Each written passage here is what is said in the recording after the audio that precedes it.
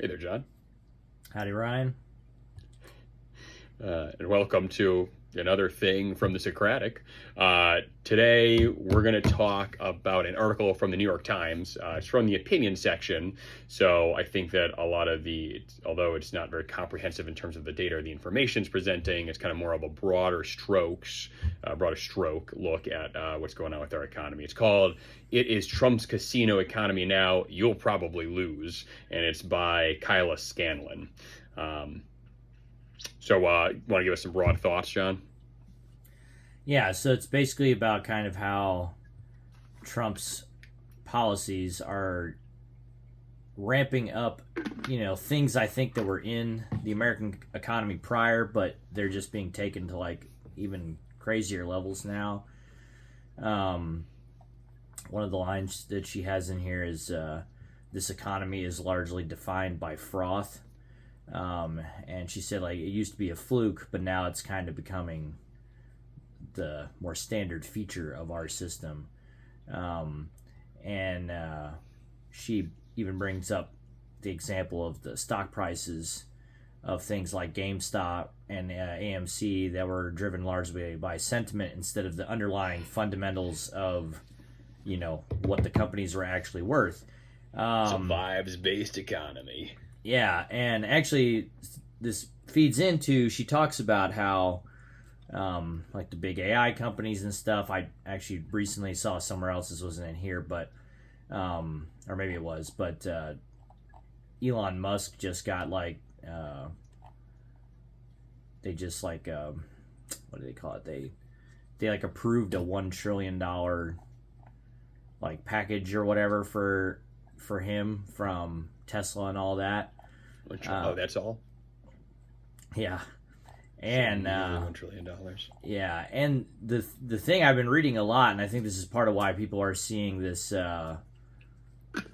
potential next bubble here. And who is it? Mike? Was his name? It was Michael Burry, I believe, right? The guy from The Big Short that was Yeah, yeah. one of the first ones that bet against the housing bubble because he saw that it was coming, and he's now doing the exact same thing with the AI bubble. And I've read a lot of things about how um, people think like Tesla and um, what's his other company shooting the rockets to space and all that, Oh, SpaceX. SpaceX, how they're like way overvalued, that like Mm-hmm, mm-hmm. that they're not actually worth as much as like their stock prices and stuff are worth. And a lot of it seems to be based on like projections and like this idea that it's just going to keep like going up and up, and they're going to get like more and more market share and stuff, I guess.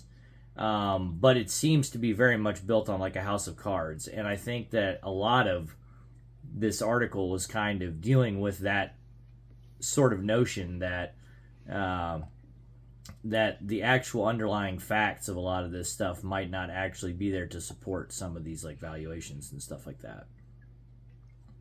Right, there's some sort of a bubble feature that's building up here. Um, and I think, as you said, a good point you had was that Trump is perhaps exacerbating all of this, but it certainly didn't originate with him.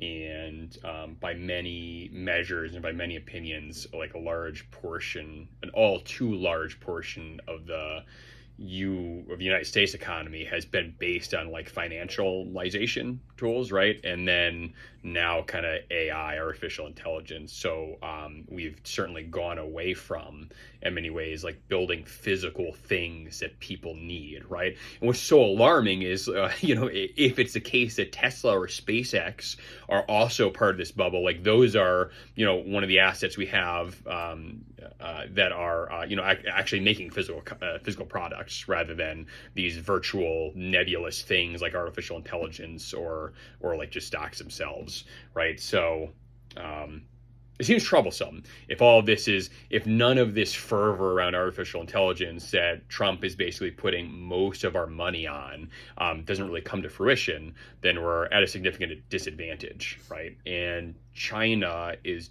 is obviously our largest competitor economically, and they're obviously doing a lot to push the envelope on artificial intelligence as well. Though they seem to be going at it in a more of an open source framework where their profits need not be what that artificial intelligence is yielding there, right? It's really just the gains in productivity, and so, since we have all of our money in that basket, they're also pursuing the green economy, physical things like solar panels, wind power, all that. And that's something that we have not just not pursued historically, but are now going back on under Trump's supervision. So it's troublesome if you're interested in the American economy succeeding, and perhaps the global economy is all too integrated with the American economy, so it could be troublesome in a global perspective as well. Some particularly interesting things, I think, for like blowback that could hit, I think, specifically the American economy in ways that it might not maybe the rest of the world, is a lot of our economy is certainly built upon the fact that the dollar is like the reserve currency for the world. Right. It's what allows us to do a lot of the things that we do. And one of the points of this article was that there's a good chance that the dollar is going to, because of this kind of volatility, that it's not going to be seen as being this reliable currency anymore. And there's certainly at least a chance that the global like trade currency, the reserve currency, moves to something other than the dollar, which obviously would have pretty significant knock-on effects for the U.S. economy. I think a large portion of our leverage, right, for the U.S. economy is based on the fact that the U.S. dollar is a fiat currency for the globe. And it seems like the pressures that would push other countries to adopt or create some sort of other currency, universal currency that can be used outside of the U.S. Financial ecosystem are mounting, right? And some of them are probably just natural, outcomes of the progression of this post World War II global economy that has occurred over a period of a century. And it used to be that the U.S. was a center of industrial strength, and we haven't been. And some things have changed, and other countries have come up to parity with us economically and in other ways. And so that just kind of weakens our position as being the center of the world economy. But also some of these are being done, it seems, intentionally, right? Weaponizing the dollar against other states, which then makes it less likely for other states to use the dollar as currency if we can go and turn around and say, well, actually, we're going to use it against you. Why would you sign on to that, right? So some of this is being done probably outside of the administration or the U.S. government's control, and some of it certainly is being done intentionally, and I think based on many opinions, against our self-interest. And one of the biggest things that she kind of points out in this article too is that I think this is maybe where the big shift has occurred, where things are being done now that maybe have been done to some degree in the past, but they're being taken to new heights. And the risk is accumulating more, because she specifically talks about how basically coupled with all these kind of risky gambling kind of policies in the economy, we're also stripping away the social safety net. So basically, you're going to create a situation where, if some of these things start to fail, we're also not going to have these safety nets in place to be able to sort of cushion the blow at all, to absorb some of that. So you're going to create a situation potentially where, especially if some of these, she kind of frames it a little bit as some feedback loops too, that maybe in a more stable economy, you could afford to have one or two mishaps or little risky ventures or whatever, but you could take some risks and they could turn out to be the wrong risks, but you could absorb that. You have a robust enough economy that you can survive that and continue forward. But the problem is, obviously, if the entire economy is built more on this kind of risk and sort of she has this line: economies run on risk, growth, and ambition, but there's risk and then there's reckless gambling. When safety nets are stripped away to help absorb the losses if bets don't turn out, when trust is lost, excessive risk taking stops becoming productive and morphs into something predatory. And then her finishing line is: casinos run on illusion, the belief that the next hand will be different, but economies don't have to. So that's like the thing is Right. we're just moving further and further into this just volatile, era. And a lot of it, again, I think another reason why, the U.S. is going to run the risk of, one, maybe losing out on being the dollar being the world's reserve economy, or reserve currency, rather. And also just our economy maybe taking a long-term hit is a lot of things like these tariff policies and stuff, and then, Trump, one day he'll put tariffs on somebody and then he'll remove it and all this, but it's just this constant flux, right? It's this up and down, it's this chaos almost. And what that creates, obviously, on a global scale is uncertainty. And why are people going to want to trade with the U.S. when, one day it might be good for us, one day it might be terrible. Like, there's just no way to, Right. understand and predict how it's going to go, because we have, a chaotic dude running this that just doesn't seem to think much ahead. And the real problem is, obviously, when you hurt your reputation, when you hurt your reliability and and you become very volatile, this is a global economy. People will just seek out other trade partners. That's the thing, is a lot of these things, like the soybeans or whatever, right? Trump puts the tariff on soybeans, so China announces they're just going to buy all their soybeans from Argentina. When you don't have a stranglehold on something, on a particular resource or agricultural crop or whatever, you can't just do these things, because, well, somebody will just go find a different business partner that's not going to fuck them over. So what that means too is then, of course, if China starts buying all their soybeans from Argentina or others, well, they'll start forming, relationships and partnerships with them, even if at some point, we get rid of Trump and, we get someone with some sense back in there.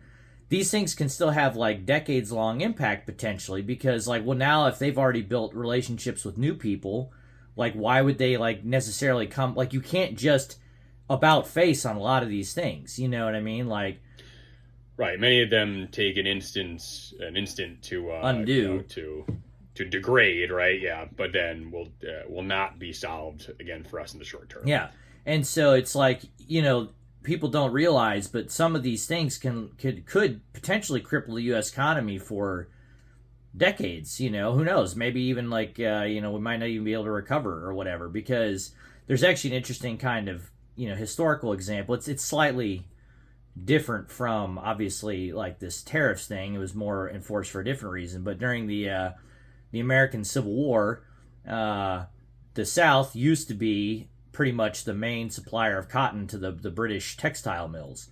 Obviously, then during the course of the war, the Union, the North, they sort of figured out that one way to try to cripple the South's ability to fight the Civil War would be to blockade their ability to get the cotton out, right?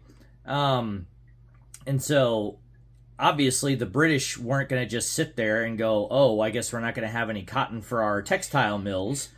Wait till you guys are finished. What they did was hold off on cotton. Yeah, what they did was they went and basically went to India and Egypt, and they just got them to basically start growing cotton on a massive scale.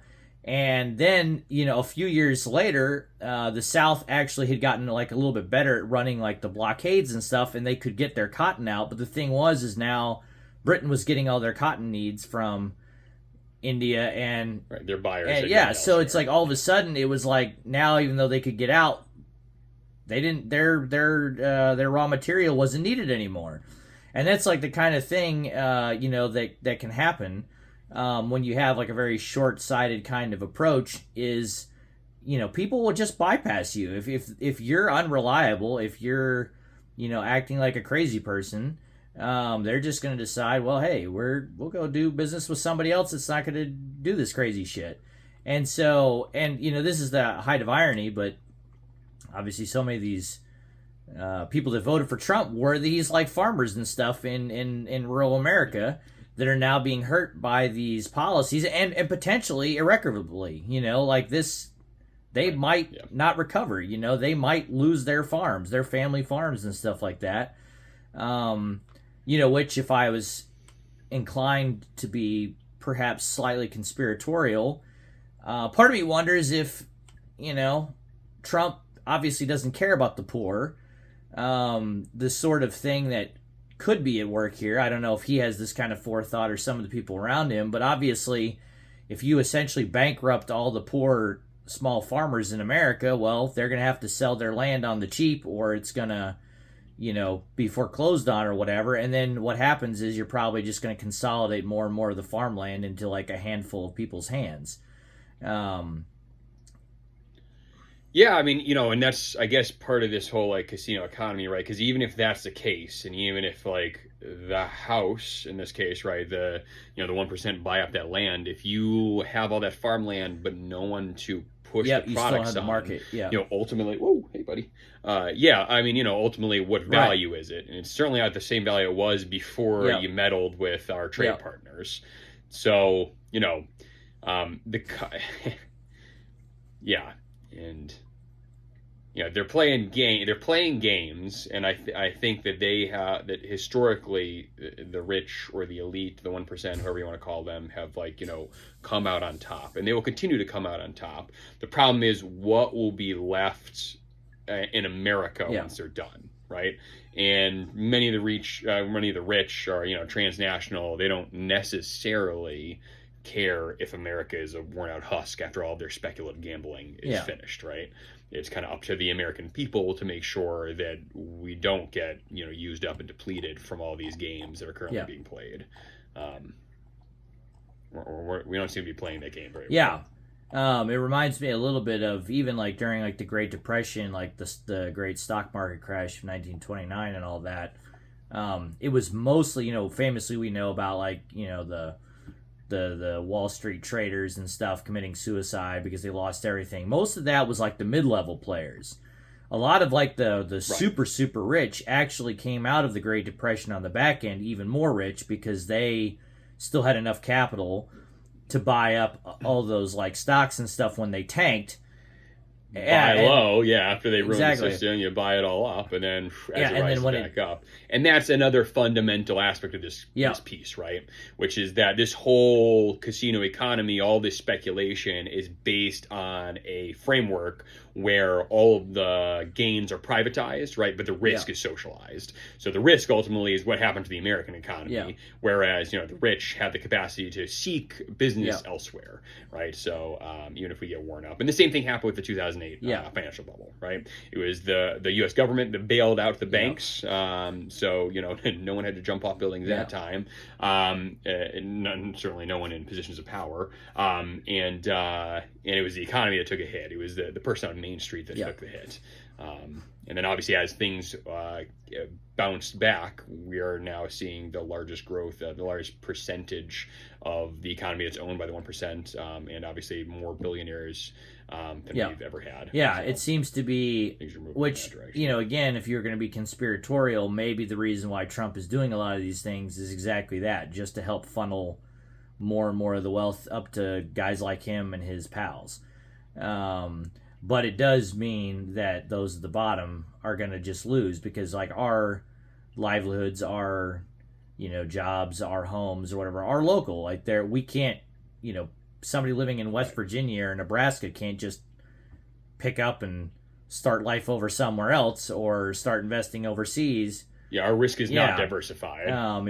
If things crash around us, like we crash too. Like that's the problem is that our portfolio is narrow where there is large capital has the ability to weather the storms much better because they can kind of mitigate the difficulties of the lean years and then come out better on the back end, like we just said, with both the Great Depression, the Great Recession, all of these things. We've seen it time and time again that the 1% oftentimes come out the backside of these things and sometimes even do better than they did before, because they took advantage of things dipping to then just get more of the pie. And it seems to be a real fundamental flaw of our system, but it is being exacerbated currently through certain particular features. Some, the increase of volatility in things with like the tariff war, these trade wars and stuff that Trump is trying to do. Constant government shutdowns. Him tearing down the barriers between politics and the financial oversight of the Fed and all that. And obviously getting rid of the social safety net by getting rid of things like the subsidies for the Affordable Care Act, and just even things like going after the SNAP benefits and stuff like that. Like, they're taking more and more away from the people, and they're just more or less finding more and more ways to give it to the rich. And it's going to have some probably likely lasting significant impacts, and not for the better for the vast majority of Americans. Do you want to take a quick look at, she lays out 3 potential outcomes. Yeah. Do you want to say a quick go for it.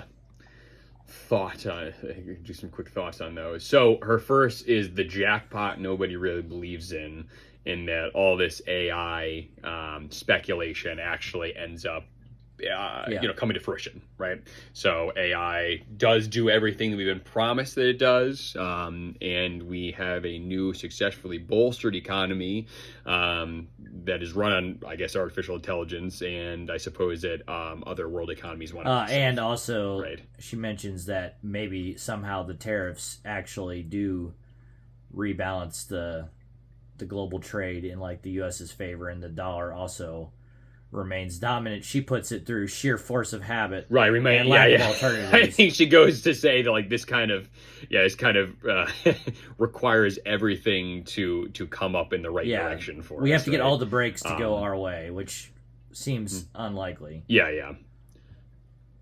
But so even then, if AI does hit like that, I think we're still looking at, if all of the speculations about AI are correct, then we're looking at, widespread unemployment, right? Because if all of this, if all the AI dreams are correct, then a lot of folks are out of jobs. We're already seeing it. The social safety net that isn't currently there is going to be in extreme stress.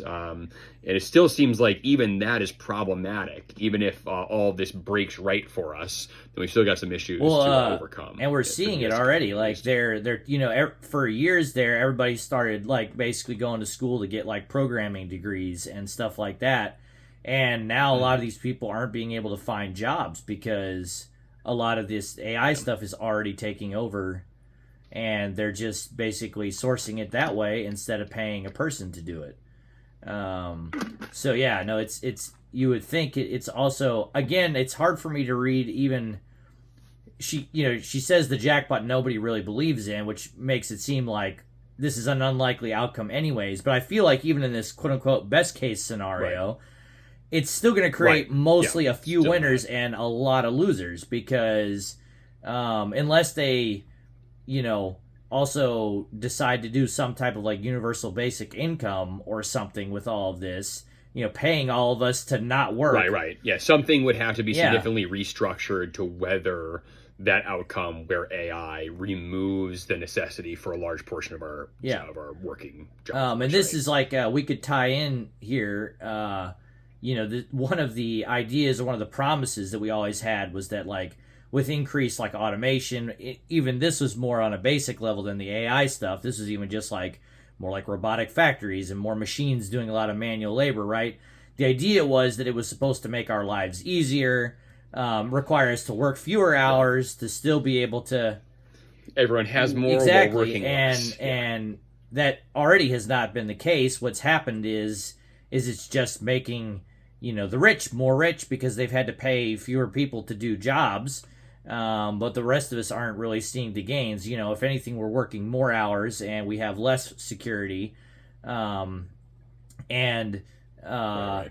Security. We do have more stuff, though. But ironically, right, this is what I've never gotten about this whole concept is at some point, if you don't have any consumers left that have any money to consume all of this shit, doesn't it all fall to pieces? Like, you have to have people to have money in order, unless we're all just going to go into massive more amounts of debt, right?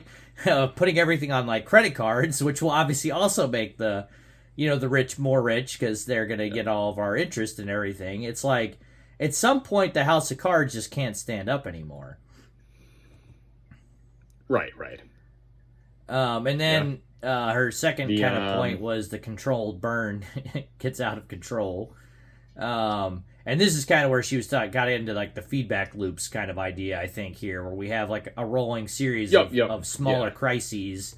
Where again, in a robust system, maybe you could handle one or two of these. There's, some room for speculation, some room for risk taking in a robust system, where if a risk doesn't come off, you can still mitigate that and kind of absorb that shock. But if you just keep getting more and more of these building up, at some point, it's going to just become too much, for the system to be able to hold. And, like she said, market volatility will become the norm, which is going to eventually mean the consumer. It currently is, and then consumer confidence is going to waver. Business investment is going to pause. All these kinds of things, and you would think that at some point this could lead to kind of drastic consequences. One of the clear cases of this in history was the collapse of the late Bronze Age economy. All these interlocked, economies and peoples from around the Mediterranean, they all depended on each other.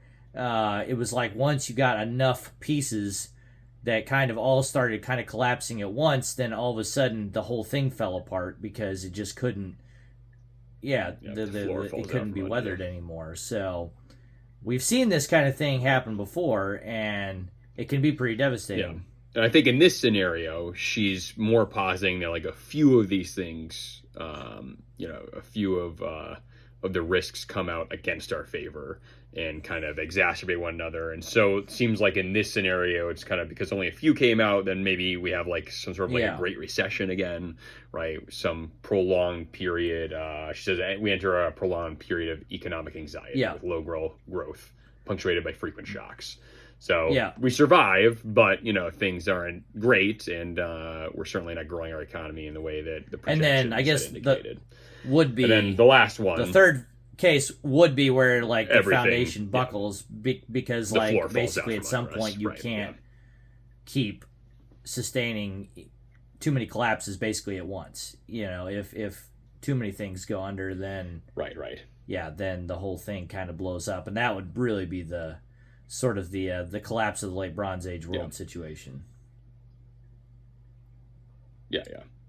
And hopefully it would just be America, but I don't know. The global economy is pretty well interconnected. But I guess I was just gonna say, if I was like another country like China or even a collection of countries like the EU, how I would be, orchestrating things, in our own interest at the moment would be to essentially try to. This is a risk. Yeah, try to divest as much as possible from the U.S., right? Like you're gonna find other markets for your agricultural or raw material, supplies that you need or whatever else.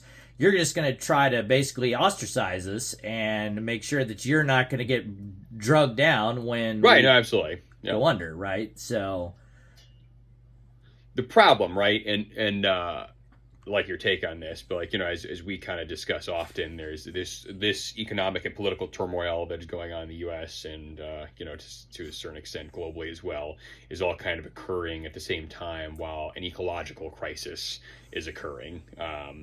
And I guess I'd be interested to hear your opinion, John, as to like how, if all of this is accidental.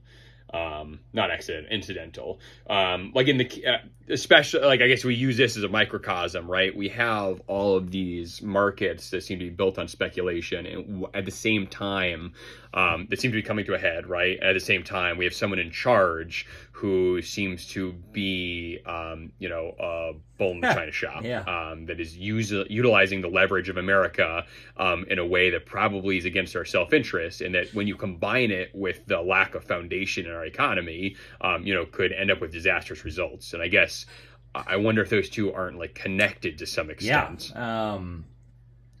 I mean, it seems like, and this kind of feeds back into the feedback loops idea, but if Right. you're combining bad sort of economic policies and decisions and choices that are leading to volatility, and if our world fundamentally starts to become more and more volatile because of our poor environment management, in the preceding decades here, if to be honest, it seems like we would need to try to mitigate the almost inevitable economic or environmental volatility.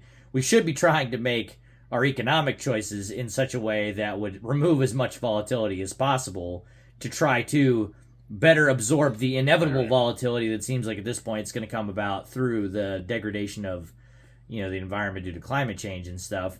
But we're seeming to do the opposite, where we're just like adding another layer of volatility to probably what's already going to come in. And so, like, that's the thing too. It's not, we don't just have to deal with the fallout from poor economic choices and volatility there. If you have, a planet where all of a sudden, perhaps, crops are not as easily to be grown, or other things, droughts, floods, all of these kinds of disasters that are going to happen, that are going to cost us a lot of money, and we add on top of that, poor economic choices that are also going to increase this volatility. It really makes me feel like the prudent bet, if you will, the odds-on outcome here is going to be that the foundation buckles, because we're just going to create way too many things, that are all going to collapse at once. That between the environment and these economic gambling policies, it's just not going to be able to be sustained. And yeah. And I guess I think probably as you see like those stresses begin to manifest from the foundation buckling, that I think unfortunately that pushes people towards seeking comfort and safety in other means politically, probably through populist type political movements like Trump and like some of the other rightward movements that we're seeing globally that have kind of, I think, taken a little bit of a pause recently, not in the U.S., but like globally. But I don't know how. I don't know. It's a ongoing story as to how all of that. And we do know historically that typically, moments of crisis, whether economic or environmental or whatever, tend to lend themselves to more strong men coming in promising they'll right the ship somehow, even if they're completely full of shit, like I think quite frankly Trump was. Obviously, I mean, we knew that before that before he even got in the first time, but unfortunately people are going to believe these kind of guys even if they're if they don't have any answers, and we're just going to get further and further into trouble. People are going to like hope that somebody has the answers and can bring us out of this mess, which might right. It is absolutely, and that hope. If anything, it's just going to mean we're going to double down on the things that are probably going to hurt us more and more.